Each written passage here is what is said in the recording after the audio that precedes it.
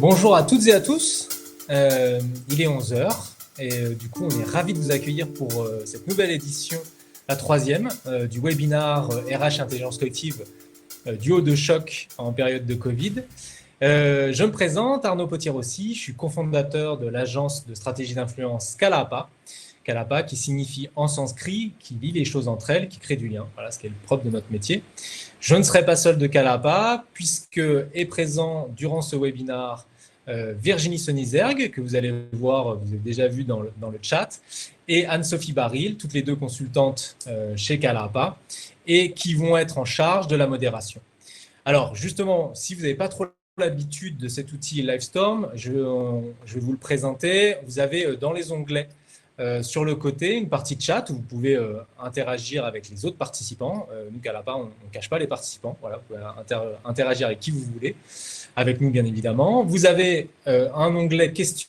Donc, si vous avez des questions, n'hésitez pas à les poser plus spécifiquement ici et on prendra quelques minutes pour y répondre ou on prendra après du temps pour revenir vers vous si vous avez des questions un peu plus précises.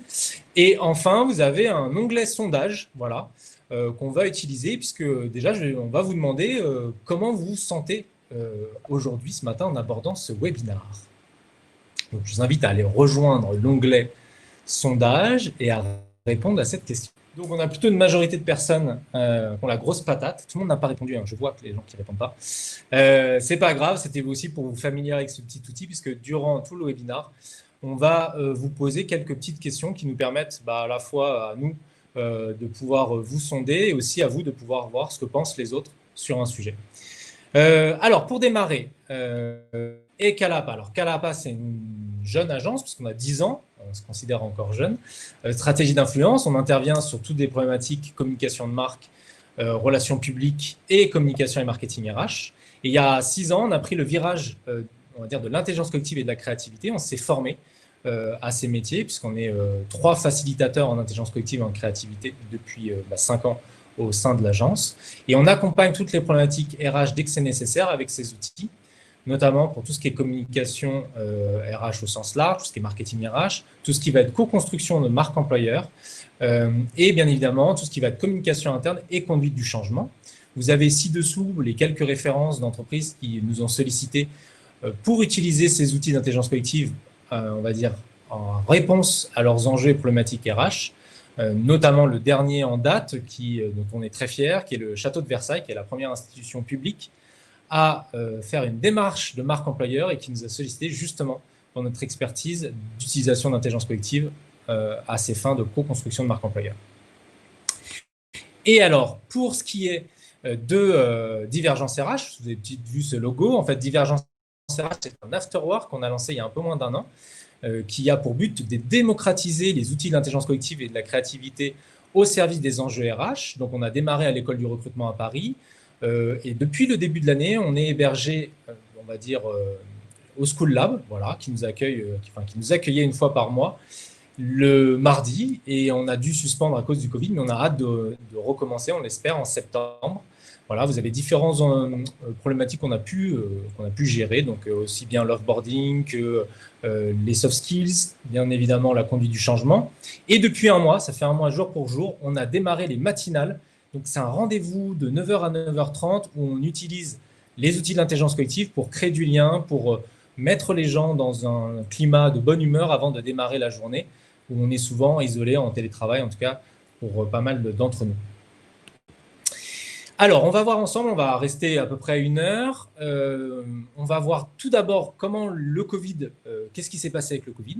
Ensuite, on va voir ce qu'il y avait avant le Covid, parce qu'il y a des choses qui sont assez intéressantes. On va ensuite parler de l'apport de l'intelligence collective pour répondre aux enjeux RH. On vous diffusera quelques petits tips.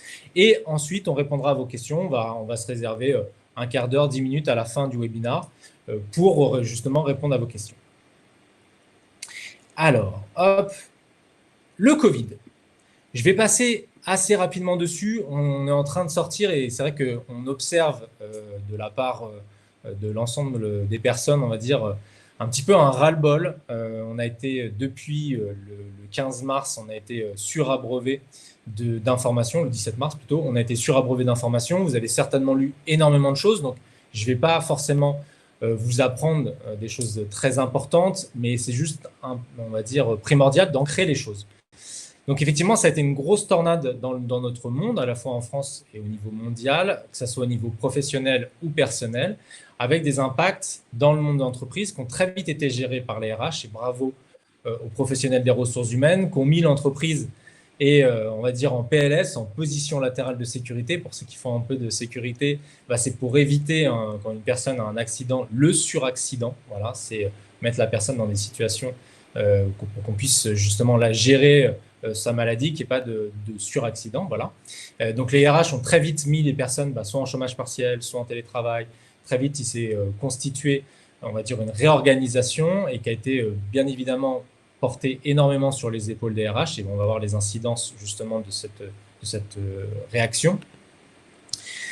Qu'est-ce que ça a apporté le Covid? En fait, la période de confinement et de déconfinement, parce qu'on est dans cette période de déconfinement, en fait, c'est une accélération, une amplification de ce qu'on pouvait avoir déjà auparavant, avec dans certains items une très forte aggravation, on va dire négative, de certaines thématiques.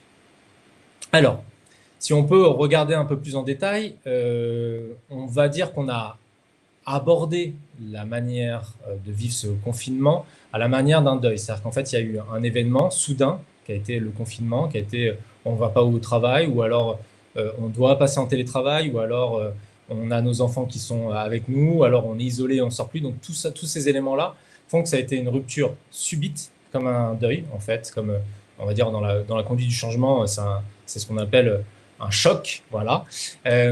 Et on a vécu cette période de confinement et cette période de Covid comme on gère en fait un deuil. Donc vous avez ici la courbe du deuil, on peut voir qu'on passe par différentes émotions, par différents stades, en sachant que ce n'est pas linéaire, dans le sens où on peut très bien passer par le marchandage ou la dépression et revenir à la colère, ou être à l'acceptation et faire un pas en arrière. Donc c'est quelque chose qui évolue aussi dans le temps, avec des fois des petites piqûres de rappel.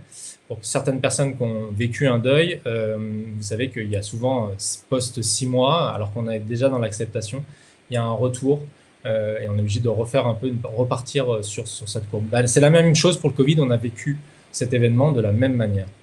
Deuxième point, c'est l'aggravation des disparités managériales. On va dire que, en gros, les bons managers se sont retrouvés encore meilleurs aux yeux de leurs collaborateurs, encore plus humains, puisque ce qui a fait la différence dans cette période, c'est l'humanité des managers, c'est-à-dire est-ce qu'on prend des nouvelles déjà de ses collaborateurs, est-ce qu'on n'est pas forcément dans la surveillance.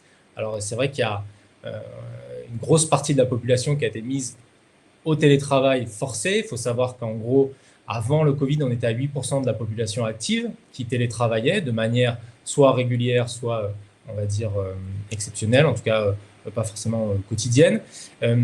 Et là, avec la période du Covid, on est passé à un tiers de la population active. Donc, il y a des gens qui n'avaient pas l'habitude, notamment, donc, que ce soit des collaborateurs, mais aussi des managers qui n'avaient pas cette habitude-là, qui étaient peut-être dans des schémas de management un peu anciens, c'est-à-dire très sur le présentiel, très sur le contrôle, et qui, du coup, n'ayant plus cette possibilité d'être dans le contrôle et dans le présentiel, se sont retrouvés à mettre des contrôles digitaux avec on va dire, cette perte de repère entre la vie professionnelle et la vie personnelle, du coup, avec un sentiment de la part des collaborateurs d'être fliqués plus encore qu'en présentiel, d'être complètement pieds et poings liés, on va dire, sur leur manager. Donc, il y a effectivement, les mauvais managers ont vraiment aggravé leur perception auprès des équipes avec des choses complètement hallucinantes. Je ne sais pas, vous avez peut-être entendu de votre côté des expériences. Si c'est le cas, n'hésitez pas à nous le partager dans le chat. Mais voilà,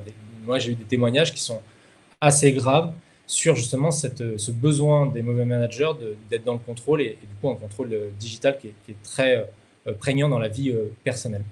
Et enfin, troisième item assez important que le Covid nous a apporté, c'est l'inconnu. Alors pour ceux qui ont l'habitude de manager la complexité, comme on dit, vous avez peut-être entendu ce terme qui est différent de compliqué. Compliqué, c'est un problème où c'est difficile de trouver une solution. Complexe, c'est multifactoriel, c'est-à-dire vous pouvez modifier ne serait-ce que d'un 2% un facteur. En fait, vous ne savez pas prédire quel va être le résultat. Donc c'est ça la complexité, c'est le champ de l'inconnu. Donc ceux qui ont l'habitude, ça a été de gérer cette situation-là, mais pour la grande majorité des gens, l'inconnu, c'est quelque chose, le management de l'inconnu, c'est quelque chose qu'on a dû apprendre et qu'on vit encore au quotidien. Je ne sais pas si vous avez déjà réservé vos vacances pour cet été. Il y a plein de gens, ce n'est pas encore fait. On ne sait pas si l'école va reprendre en septembre. On est passé par une phase où on était pendant 15 jours, puis après, on nous a reprolongé de 15 jours le confinement sans savoir réellement si ça allait se terminer. On ne savait pas quand est-ce que les enfants allaient reprendre les cours. On ne savait pas si les bars, les restaurants allaient réouvrir. Enfin, voilà. Toutes ces questions qui, au quotidien, ne sont pas résolues pour le lendemain, font qu'on a été confronté, pour la plupart, dans le bain de l'inconnu. Et ça, c'est très anxiogène quand on n'a pas l'habitude de le gérer. Les incidences, là encore une fois, vous avez dû lire pas mal d'études, donc je vais le passer brièvement. On vous enverra, enfin, il y aura le replay, donc vous aurez accès à ces informations. On vous met à chaque fois les sources, donc vous pouvez aller vous-même chercher cette information. Mais tout d'abord, il y a une grande détresse psychologique, d'où le fait de la courbe du deuil. Hein. On a eu 44% des salariés qui ont été en situation de détresse psychologique. Ça, cette étude, c'est sur la première partie du confinement. Donc, bien évidemment, on voit le choc qui s'est représenté, notamment avec un quart de ces collaborateurs qui présentent un risque de dépression nécessitant un traitement. Donc voilà, ça c'est quelque chose qui est assez important. Des RH qui ont été épuisés. Encore une fois, je l'ai dit, c'est grâce aux RH qu'on a mis les entreprises dans une position latérale de sécurité pour, on va dire, parer au plus urgent. Et c'est cette population-là qui a absorbé toute la partie organisationnelle, confinement et déconfinement, avec tout ce que ça comportait, mettre les gens en chômage partiel, mettre les gens en télétravail. Voilà, ça a été énormément de travail et de stress qui ont été sur les épaules de cette population. Donc là, vous avez 90% des responsables RH se sentent épuisés, 77% sont frustrés, 82% se sentent isolés, notamment par la ligne managériale et le COMEX. Donc ça, c'est aussi un baromètre que vous pouvez retrouver, qui a été fait par la MDRH. Des symptômes inquiétants, effectivement, plus d'épuisement émotionnel, plus de tristesse, plus d'irritabilité, plus de confusion, plus d'insomnie, plus de colère, plus de culpabilité. Encore une fois, tous ces symptômes sont assez similaires à ce qu'on peut vivre dans une courbe du deuil. Voilà. Et ce qui est intéressant, c'est des compétences en borne. Alors ça, c'est des travaux qui ont été faits par Isabelle Barthes, Daria Plotkina et Delphine Terrelstein. Voilà, sur l'analyse, il y a je ne sais pas si vous avez vu une plateforme Inventons le monde d'après. Et en fait, elles ont analysé les verbatims. Et au travers de leurs travaux, ces analyses ont pu détecter en fait, qu'il y avait une perte de compétences douces. Alors, ces compétences douces, c'est la confiance envers les autres. Alors, elle est forcément, on va dire, représentée dans cette période, puisque l'autre étant assimilé comme potentiellement malade et peut me transmettre la maladie, bah forcément, je vais avoir une défiance vis-à-vis de l'autre qui est accrue. L'enthousiasme, bah là encore une fois, quand vous vous levez le matin, que vous n'allez pas forcément au travail, que vous êtes en chômage partiel dans une situation qui est contrainte, vous êtes chez vous, bah forcément vous perdez un peu de goût et d'appétence sur ce que vous faites. Et enfin, la sociabilité, on a vu très vite des apéros FaceTime, des apéros Zoom arriver, mais en gros, ce qui s'est passé psychologiquement, c'est qu'on s'est renfermé sur notre cellule familiale, donc qu'on soit en famille, en couple ou isolé. Et du coup, rajouté à la défiance de l'autre, bah, il y a eu ce sentiment de je me recentre sur moi-même, je me recentre sur mon cœur familial et le reste est un danger. Donc, on a une perte de liens sociaux. Et enfin, un désengagement des collaborateurs, puisqu'en fait, là, c'est une étude de Harris Interactive, où on voit qu'il y a un passage à vide, puisque sur la première partie du confinement, donc fin mars, les derniers jours de mars et première quinzaine d'avril, on a eu un désengagement, on va dire, enfin, un engagement à 49%, qui est descendu jusqu'à 49%. Là, on est repassé à 55%, mais on est encore loin de l'indicateur qui était de 62%. Là, encore une fois, ce ne sont que des chiffres, on peut toujours les contester. D'une étude à l'autre, ça varie énormément. Le but, c'est de voir un peu, même si on est sur des proportions, des écarts différents, c'est de voir quand même la tendance qui s'est déroulée.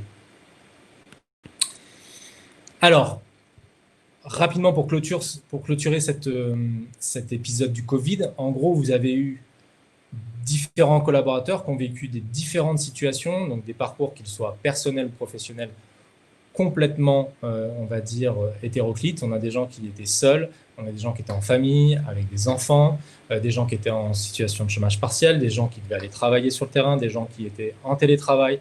Donc tout ça fait que c'est difficile d'adresser, on va dire, un schéma classique et global pour tous de cette période du Covid. Ce qui nous intéresserait, avant qu'on passe à la deuxième partie, c'est justement, à votre avis, donc je vous demandais d'aller dans la partie sondage, comment imaginez-vous l'après-Covid? Alors, est-ce que c'est un retour à la normale et c'est tant mieux? Un retour à la normale, malheureusement. Pas de retour à la normale, c'est du coup une opportunité à saisir. Ou pas de retour à la normale et c'est terrible. Alors, pour répondre à Jean-Louis Darbeaumont sur les outils managériaux de contrôle qui ont été ressentis comme du flicage, pour les personnes qui n'avaient pas l'habitude justement de télétravailler, le fait d'avoir rien. Alors, par exemple, il y a une étude de la CFTT qui a été faite justement sur des collaborateurs de Renault qui n'avaient pas l'habitude de télétravailler.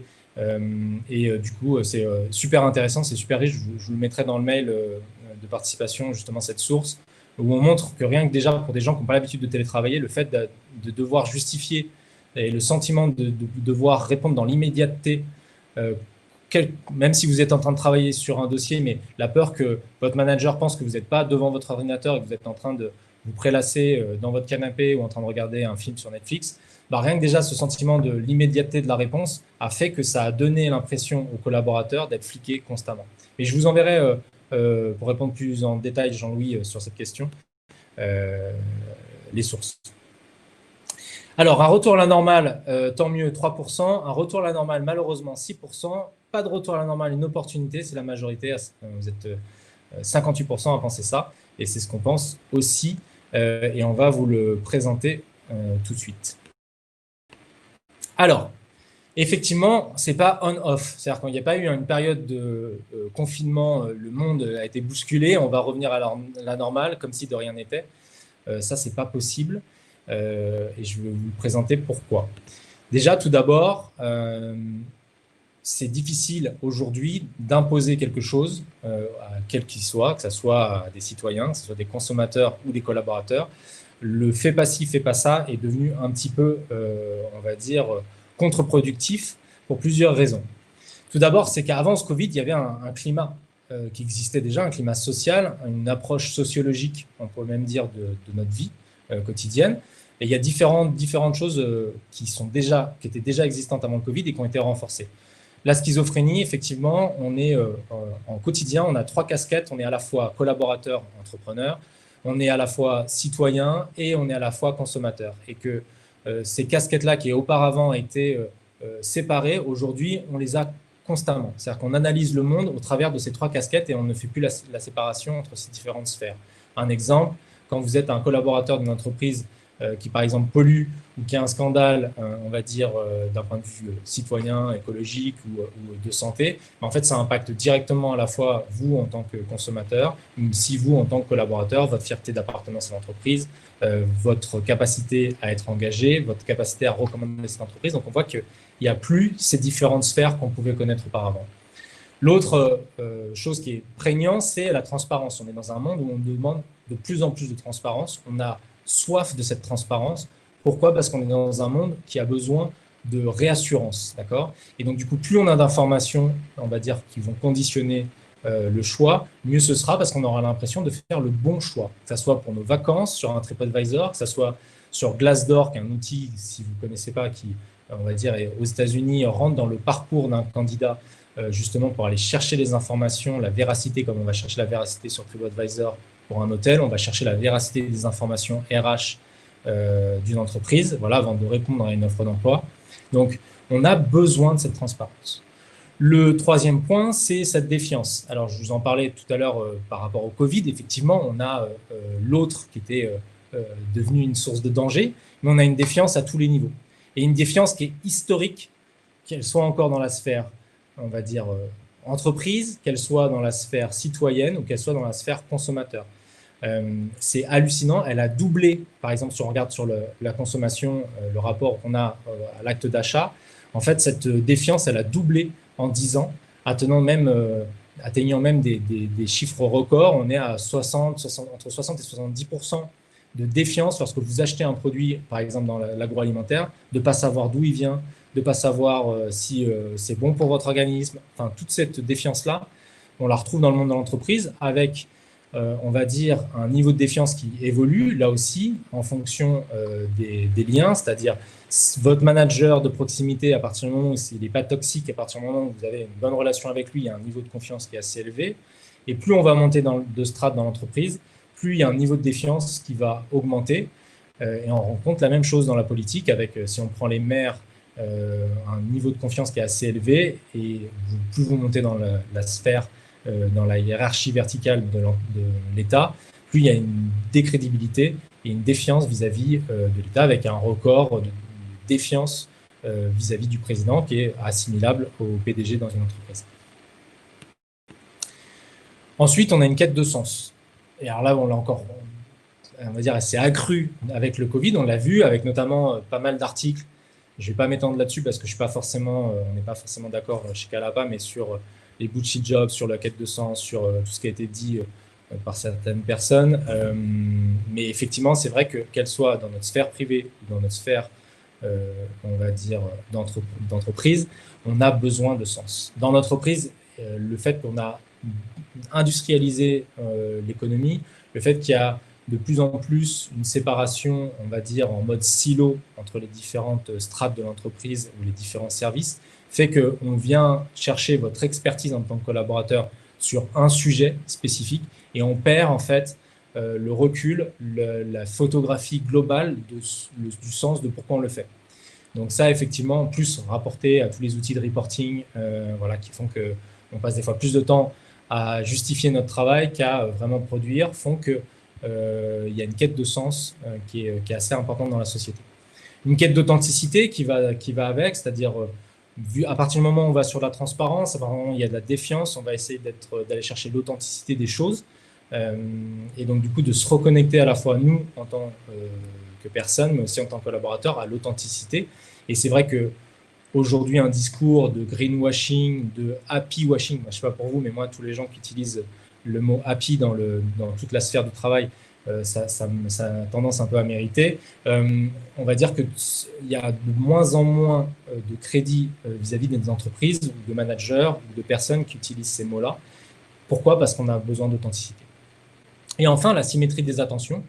Là, encore une fois, on ne peut pas demander, alors je ne sais pas si vous êtes au fait de ce principe qui a été étudié pendant de longues années, justement par différentes universités aux États-Unis notamment, sur le rapport entre plus un collaborateur est épanoui, je ne vais pas utiliser le mot heureux, happy, mais il est épanoui dans ce qu'il fait, plus effectivement il va être moins avoir besoin d'être centré sur lui, mais d'être du coup plus ouvert, et ça se comprend. C'est la même chose, quand vous n'allez pas bien, vous êtes centré sur vos problèmes, vous n'êtes pas forcément ouvert au monde. Alors que lorsque vous êtes bien, vous êtes centré sur vous, tout va bien, vous accueillez ce qui se passe autour de vous. Et quand les collaborateurs accueillent ce qui se passe autour d'eux, il y a une fluidité dans l'entreprise qui est plus importante et la relation avec le client forcément est de meilleure qualité. Et donc du coup, ça s'en ressort d'un point de vue business, puisque le chiffre d'affaires est généralement plus important dans les entreprises où les collaborateurs se sentent épanouis. Donc ça, c'est pareil, je vous enverrai la source si vous souhaitez, si vous n'êtes pas au fait de ce thème de la symétrie des attentions. Tous ces facteurs font qu'aujourd'hui, le top of down, en tout cas, c'est notre conviction chez Calapa, est de plus en plus compliqué. Alors, j'ai mis ce petit visuel de marié, souvent on me dit, mais pourquoi ? En fait, c'est un peu soit le service com, soit les RH, ou soit le manager, ou le dirigeant d'entreprise qui envoie une information. Et en fait, vous avez une partie des gens qui doivent vous écouter, qui vont peut-être recevoir l'information. Il y en a d'autres qui vont ne pas du tout être sensibles. Il y en a d'autres qui vont même être retors à ça.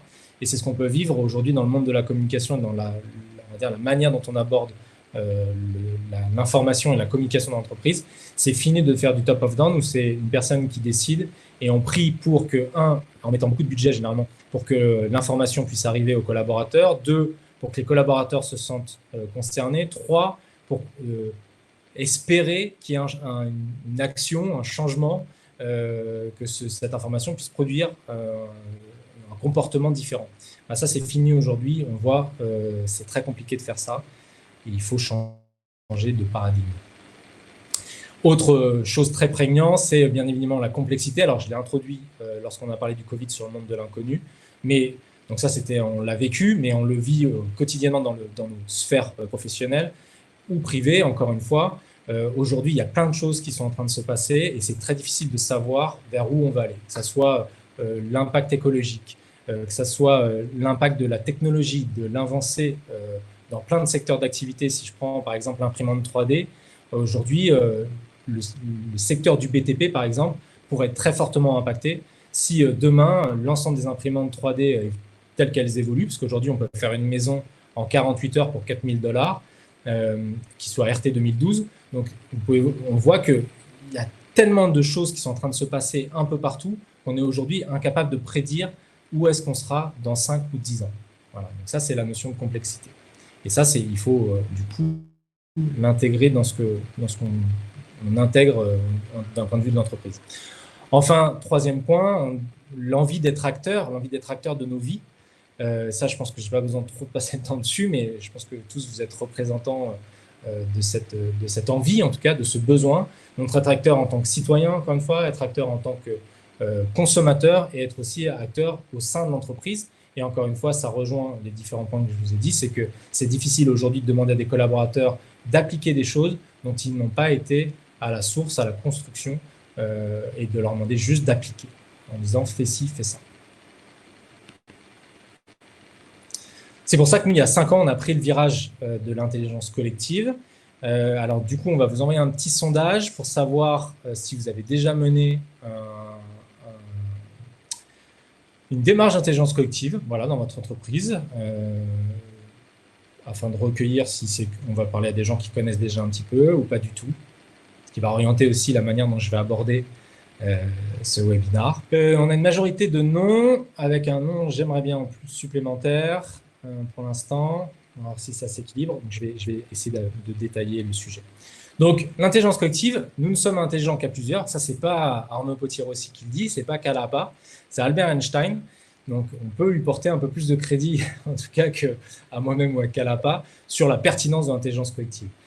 Cette intelligence collective, depuis quelques années, notamment par le MIT ou par différentes grandes universités dans le monde.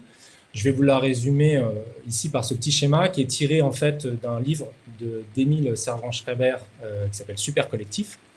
En gros, pour que l'intelligence collective fonctionne, alors l'intelligence de foule, si on prend des supporters de quelle qu'elle soit, elle n'est pas forcément cette foule intelligente, ça nécessite des conditions pour que le collectif soit intelligent. Et on va dire qu'il y a 3 piliers. La première chose, c'est la diversité des opinions. Et alors là, c'est très important, c'est qu'on ne fait pas d'intelligence collective en mélangeant les mêmes personnes. Il faut mélanger un maximum de personnes concernées par le sujet qui vous intéresse. Si par exemple, je prends le monde de l'entreprise, je vais aussi bien convoquer des collaborateurs, des managers, le COMEX, des stagiaires, mais aussi vos partenaires, mais aussi vos clients, pour justement arriver à avoir une diversité de points de vue. Il faut savoir que la manière dont on aborde un projet, on a une vue qui est partiale et partielle. Alors, elle est partielle, pourquoi? Parce qu'on regarde un problème que par rapport aux interactions qu'on a avec lui. Donc, c'est regardé par le petit bout de la lorgnette, mais en gros, effectivement, on regarde le problème que par ce qui nous concerne. Et c'est naturel et c'est humain, d'accord? Donc, notre vision par rapport à une problématique, elle est partielle. Et elle est partielle parce qu'encore une fois, on est tous biaisés. Depuis notre naissance, on a été éduqués dans des environnements différents, on a un vécu, un parcours différent, et tout ce parcours, qui est notre richesse aussi, fait qu'on a accumulé différents biais. Donc en fait, on va regarder le problème, encore une fois, avec un regard partial, parce qu'il est biaisé. En mélangeant, plus vous mélangez le nombre de représentants concernés, donc de ce qu'on appelle des parties prenantes par le sujet, plus en fait vous allez avoir cette vision à 360 degrés, encore une fois, puisque ça va pas être que les personnes concernées, par exemple, par l'interaction entre les managers et les collaborateurs, mais si je prends, par exemple, des clients, ils vont avoir un regard différent, d'accord, sur le sujet concerné. Donc, on va vraiment avoir 360 degrés sur le sujet. Et on va limiter, en fait, l'accumulation des biais sans que ça s'annule. Donc, plus on a des biais différents, plus, effectivement, le groupe va avoir des biais qui vont être réduits. Voilà, donc ça, c'est la diversité des opinions. Ensuite, il y a la décentralisation des sources, encore une fois, qui est assez liée, mais plus, en fait, on donne de l'information variée et pas que des fake news. On voit dans ce que ça peut produire d'un point de vue politique, c'est fake news, mais c'est la même chose, c'est-à-dire que plus on va diversifier, on va dire, les sources d'information, plus notre groupe, d'accord, concerné par l'intelligence collective, va pouvoir se nourrir de manière différente. Et enfin, troisième item, et il est aussi important, c'est l'indépendance d'esprit, c'est de mettre en place des mécanismes qui font qu'au sein d'une entreprise, si on fait de l'intelligence collective, le patron, d'accord, qui participe à un atelier, ait le même poids que le stagiaire qui vient d'entrer. Et ça, c'est important. Et donc, c'est mettre en place toute cette dynamique pour faire qu'une voix égale une voix et qu'il n'y a pas un traitement de faveur, en tout cas un poids différent de la parole de chacun, mais qu'on ait cette indépendance d'esprit. Tout cela, on va dire, catalysé, centralisé, fait qu'on arrive à sortir le meilleur de l'intelligence collective. Vous avez la source, et je vous invite à lire le livre d'Émile Servan-Schreiber, Super Collectif, qui, lui, utilise l'intelligence collective pour tout ce qui est prédictif, donc ce qu'on appelle les marchés prédictifs. Et là, encore une fois, ça a été montré mathématiquement, mathématiquement et géopolitiquement, parce que la CIA aujourd'hui utilise des lecteurs du New York Times pour justement prédire des événements, de la probabilité que ces événements arrivent et dans combien de temps, au travers du jeu, parce que dès qu'on sollicite, on parie sur un événement, en fait, on sollicite d'autres zones. Enfin, voilà, je vous invite à lire, on s'éloigne un peu, mais voilà, pour vous dire la performance de l'intelligence collective. Aujourd'hui, nos collaborateurs, nos managers dans l'entreprise, ce dont ils ont besoin, c'est à la fois, et je l'associe à ce qu'on a vécu pendant le Covid, mais de manière plus globale, bien évidemment, c'est verbaliser ce que vivent les collaborateurs et les managers. D'accord. C'est apprendre à manager l'inconnu, que ce soit le Covid, mais encore une fois, j'espère que j'aurais été assez clair là-dessus, c'est que l'inconnu, ça va être notre quotidien. Voilà. C'est redonner des marges de manœuvre à chacun, c'est de pouvoir permettre aux personnes, à nouveau, de pouvoir agir, d'être acteurs. Donc, même si c'est des petites choses, il faut que sur ces petites choses, ils puissent avoir une action. C'est avoir du sens, encore une fois, donner du sens à cette population d'entreprise. C'est de la reconnaissance, c'est de la valorisation. C'est pas juste je suis un numéro, c'est j'existe en tant que personne avec ma richesse, ma diversité. Et donc, du coup, je suis quelqu'un qui compte. Voilà. Et c'est soigner, là, encore une fois, on va sortir du Covid et là, c'est assez important, c'est re-soigner la confiance vis-à-vis de l'autre, l'enthousiasme et la sociabilité, qui sont des compétences douces, comme je vous ai dit, qui ont été un petit peu mises en berne au travers de cet épisode qu'on vient de vivre. Alors, l'intelligence collective telle que nous, on l'entend, quels sont les apports? Tout d'abord, l'intelligence collective, ça permet la verbalisation et ça se nourrit justement de la verbalisation et de la diversité à la fois des parcours et des vécus. Donc, non seulement on vous demande au collectif de s'exprimer, mais on se nourrit de la diversité de ce qu'il a vécu. Donc, c'est pour ça que l'intelligence collective est assez performant là-dessus. Ensuite, l'intelligence collective, ça muscle, on va dire, l'exploration du champ des possibles. Pourquoi? Parce que quand on utilise l'intelligence collective, notamment au travers des outils de la créativité, on s'aperçoit que déjà, il y a toute une phase de ce qu'on appelle la clarification d'un problème et que des fois, le problème tel qu'on l'avait pensé, ce n'est pas le vrai problème. Donc déjà, on va chercher un peu plus loin que ce qu'on a. Et ensuite, on s'aperçoit qu'il n'y a pas une réponse, il y a une multitude de réponses qui vont s'enrichir les unes des autres et que du coup, il n'y a pas une voie, mais il y a plusieurs voies. Donc ça permet de vraiment ouvrir, on va dire, la capacité à absorber cette idée que, encore une fois, il n'y a pas de stress si je ne sais pas ce qui se passe demain. Pourquoi? Parce que je sais que j'ai la capacité de trouver des réponses à ce qui va se passer. Mais l'intelligence collective permet de travailler sur des sujets concrets, de se réapproprier un sujet, d'être en capacité de décision. Là, encore une fois, je travaille sur quelque chose de concret, je vais être co-responsable, je vais coproduire on va dire, la problématique qui m'a concerné. Se mettre en action collectivement, que ce soit au sein de l'entreprise, direction, manager, collaborateur et partie prenante externe, bien évidemment, ça permet de reconstruire de la confiance entre ces différentes parties prenantes, ces différents représentants. Donc là, encore une fois, on voit que dans tout ce qui va être climat social, il y a une très forte, on va dire, aptitude de l'intelligence collective à recréer du lien, à recréer de la confiance.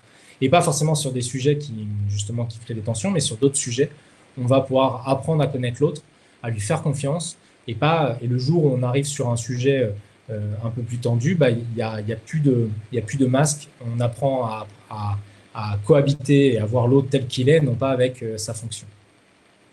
Et enfin, la co-construction, la co-décision sur des sujets qui me concernent, connecté ou déconnecté de mon propre métier, ça va me redonner du sens, encore une fois, ça va me valoriser.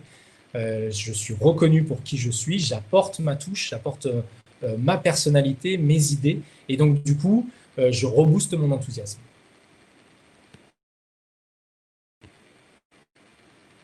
Alors, quelques petits exemples.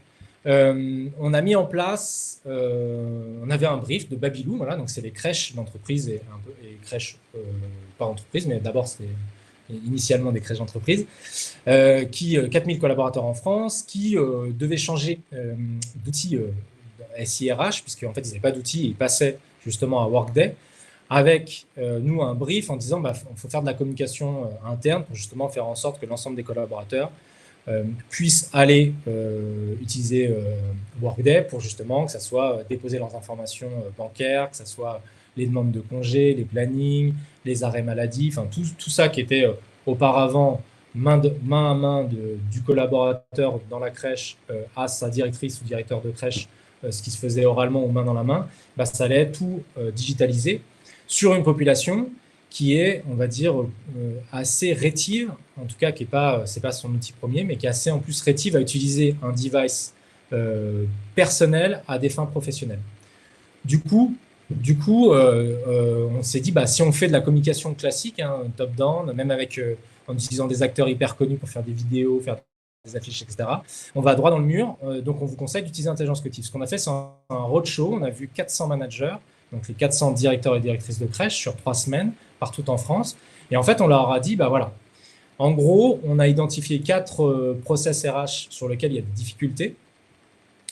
On leur a dit, premier tour, donc collectivement, c'était des groupes de 15-20 personnes, on leur a dit, par petits groupes, on disait, voilà, par exemple, lors de l'embauche ou de la création de contrat, quelles sont les parties prenantes de ce process? Donc, il y avait effectivement les RH, la paye, moi en tant que directeur de crèche et le collaborateur. OK.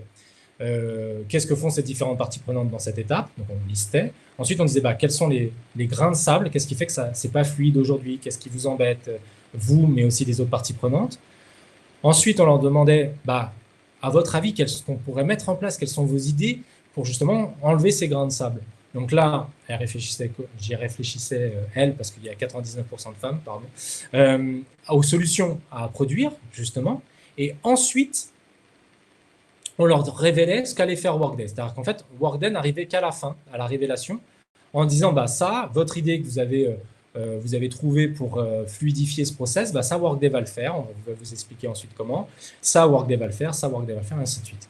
Donc là, on avait une étape où on était centré sur les usages, sur les problématiques des différentes parties prenantes, et on venait apporter Workday non pas comme un outil supplémentaire, et donc des contraintes. On sait que généralement, dès qu'on propose un outil, c'est forcément, il faut s'y mettre, etc., mais plutôt comme un facilitateur dans leur process.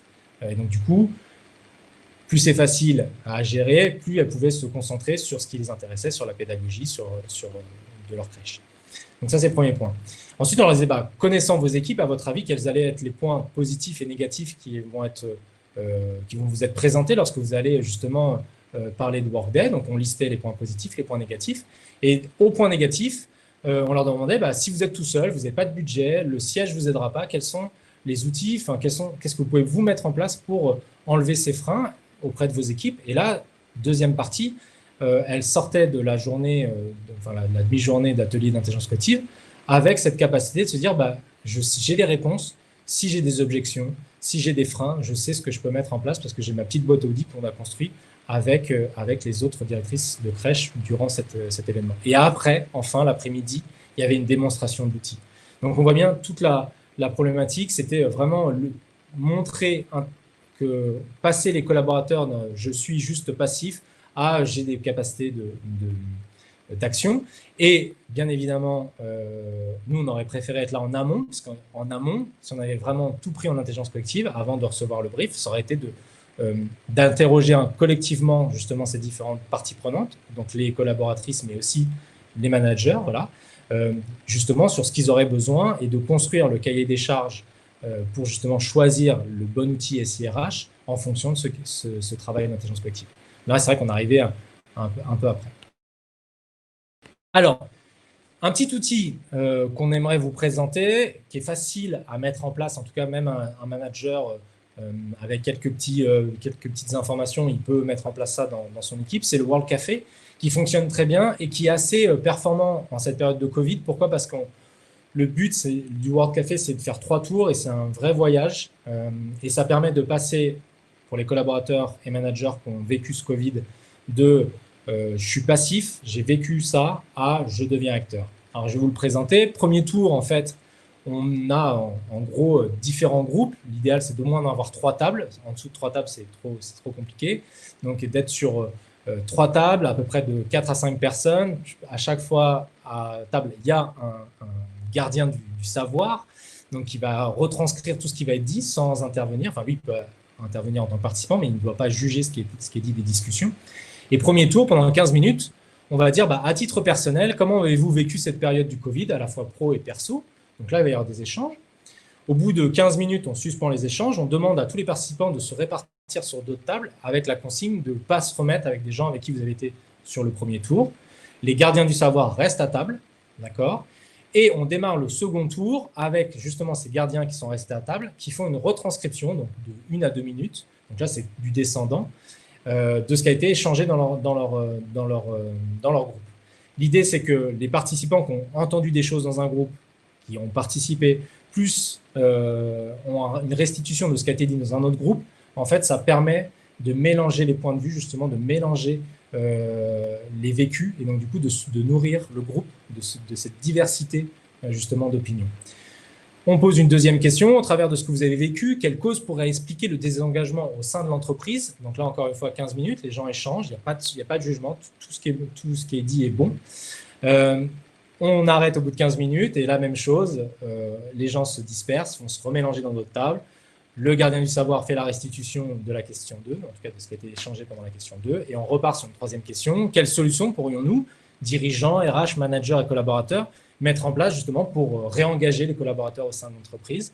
Et c'est reparti pour 15 minutes de discussion avec, soit vous pouvez vous arrêter là, soit vous pouvez aller sur une 4e étape qui est de la production d'idées. Alors soit en présentiel, là vous avez par exemple les post-it, la production d'idées de post-it, ou c'est un outil qui fonctionne très bien en distanciel. On l'a fait la semaine dernière avec une quarantaine de personnes, voilà, justement sur le même parcours. On voit la capture d'écran avec les personnes qui étaient présentes sur Zoom et les idées qui ont été produites par le groupe et sélectionnées. Pour ce faire, de l'intelligence collective, ça nécessite, comme je vous ai dit, 3 piliers: la diversification des opinions, le fait d'avoir une information diversifiée et une indépendance d'esprit. Mais ça nécessite aussi d'installer un climat créatif. Donc là, vous avez un poster qu'on utilise souvent dans nos animations. Et c'est vraiment primordial. C'est-à-dire que si on a 1 heure d'intelligence collective, il faut au moins réserver 10-20 minutes pour créer ce climat, parce que sinon, ça devient ce qu'on a l'habitude de faire, c'est-à-dire des conversations, des brefs de comptoir. Moi, je viens du monde de la pub, on faisait des brainstorming, mais c'était toujours soit le directeur de création, soit le DG qui avait son idée sélectionnée. Donc, le climat créatif, rappeler les règles, mettre en place justement un icebreaker pour renforcer et faire comprendre ces règles, c'est important. Donc là, on vous a mis quelques exemples d'icebreaker. Encore une fois, vous aurez le replay, donc vous pourrez avoir accès à ce document. Et en fait, depuis 1 mois, jour pour jour, on a lancé, on va dire, une série, un rendez-vous matinal de 9h à 9h30, qui a pour but justement de créer du lien, qui a pour but d'utiliser et de se familiariser avec les outils de l'intelligence collective et de la créativité. Donc, c'est un icebreaker tous les jours, c'est en distanciel sur Zoom.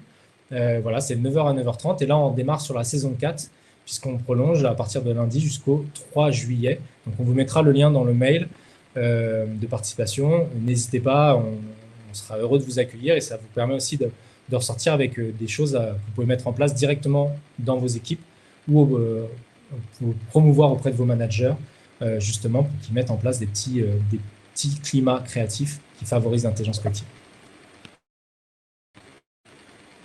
Quelques outils pour le distanciel, si vous êtes encore en distanciel et que vous n'avez pas repris le présentiel, notamment sur la gestion de groupe, parce que là, par exemple, le World Café, on l'a fait à 40, ça aurait été compliqué peut-être en présentiel.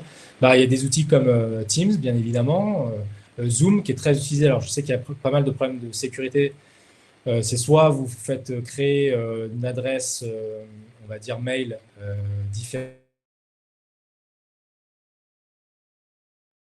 soit vous pouvez très bien, soit- pardon, excusez-moi, soit vous pouvez le faire sur téléphone, voilà, si le collaborateur ne veut pas utiliser son device personnel, professionnel, voilà, il peut l'utiliser en device personnel, notamment son téléphone. Et ce qui est bien avec Zoom, c'est qu'on peut justement avoir des plénières, des petits groupes. Voilà. Il y a WebEx aussi qui fonctionne. Il y a Global qu'on va tester là prochainement.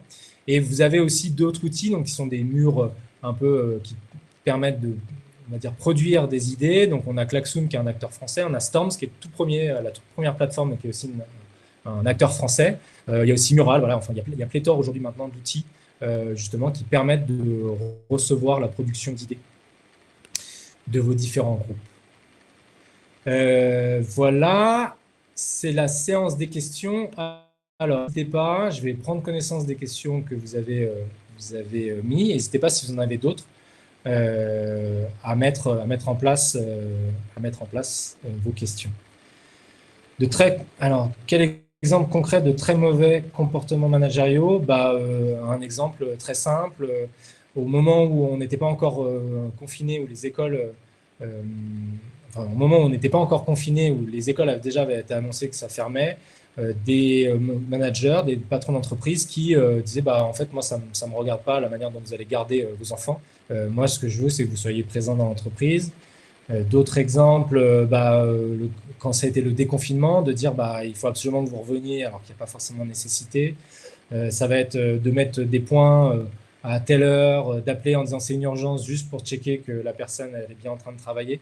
En fait, il y a pléthore de comportements de managériaux qui étaient très mauvais durant cette période. Voilà. Ensuite, alors, il y a Marianne Henman. Nous pratiquons l'intelligence collective depuis une dizaine d'années, de beaux résultats, mais une difficulté est de conclure un sujet, un projet, car l'atomisation des points de vue est fortement encouragée par la démarche. Comment optimiser cet aspect? En fait, ça dépend. Il faut être très clair avec le groupe avec lequel on travaille en intelligence collective pour dire où est-ce qu'on va atterrir. Ça peut être juste, on va atterrir sur l'émergence d'idées et c'est juste pour après servir d'autres services.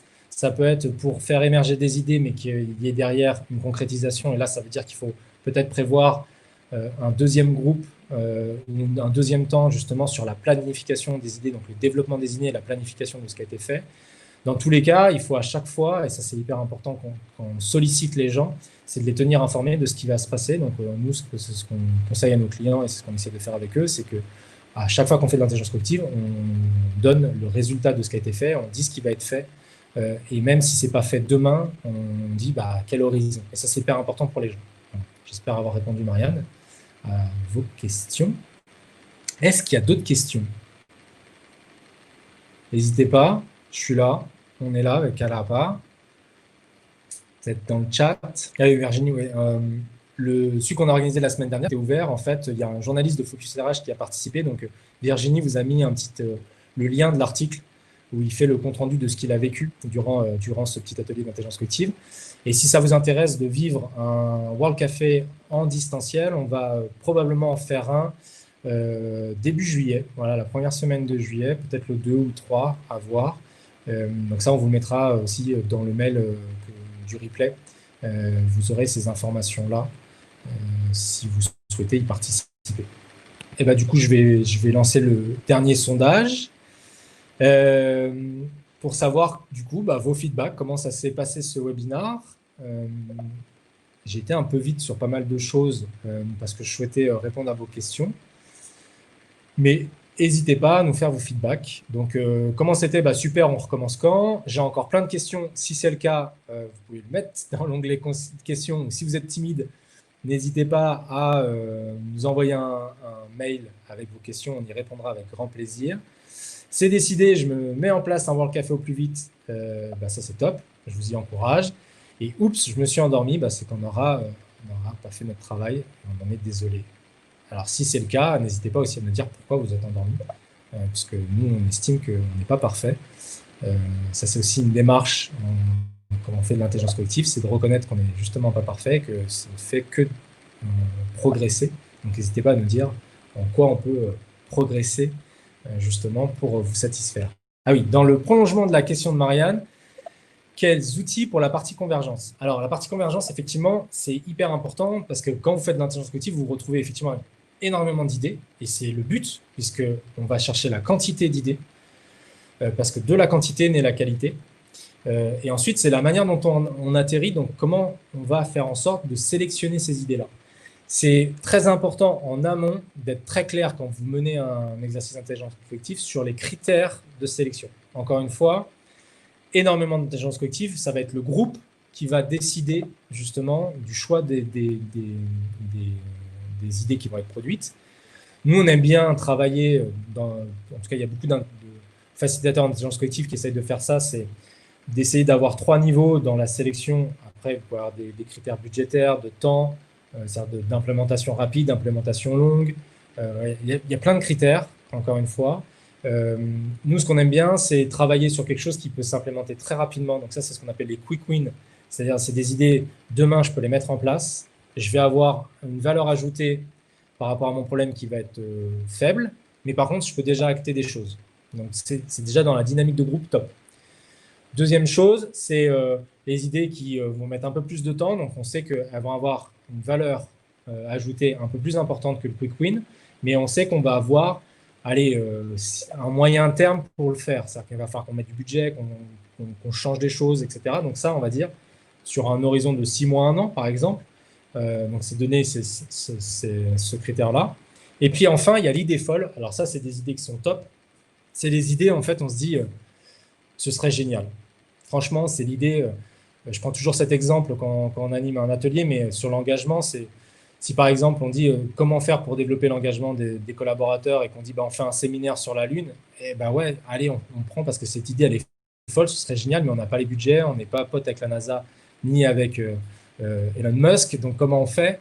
En fait, c'est pas grave, c'est que cette idée-là, il y a souvent une phase derrière qui est le développement des idées. Cette idée folle, on sent qu'il y a une richesse, va se transformer dans quelque chose qui va être implémentable dans votre contexte et qui va permettre d'avoir une très forte valeur ajoutée. Donc, il faut vraiment essayer dans cette partie de convergence d'avoir ces idées folles parce que c'est là où il y a le plus de potentiel. Seulement, c'est des idées que vous ne pourrez pas forcément prendre comme ça. Il faut vraiment prévenir le groupe en disant, si vous aviez un joker, un banco, vous avez une baguette magique, imaginons, tout est possible, quelle idée il faudra les sélectionner et le groupe sélectionne ces idées-là. Et ça, après, on le développe et c'est hallucinant les impacts qu'on peut avoir. La richesse, elle est là, dans ces idées folles.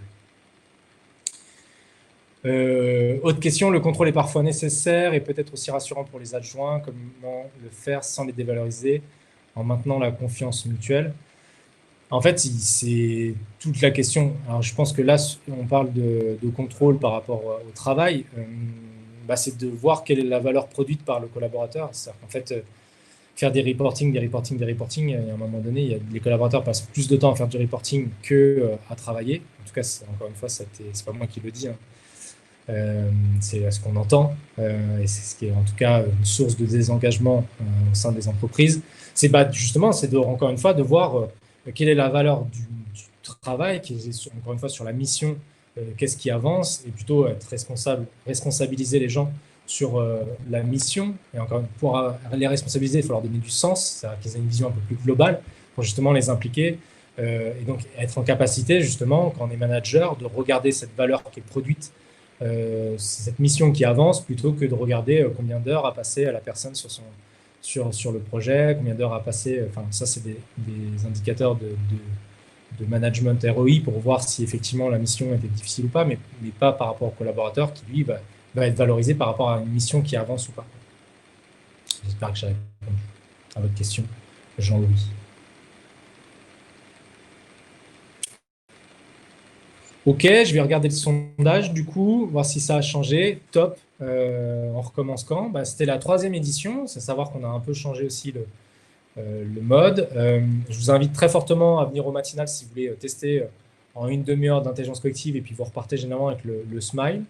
de cette matinale. Si ça vous intéresse de vivre un World Café en distanciel, on le fera début juillet, donc on vous enverra le lien. Et l'équipe à votre disposition après par mail sans aucun problème. Moi, je vous souhaite une très belle journée, voilà, un très bon jeudi.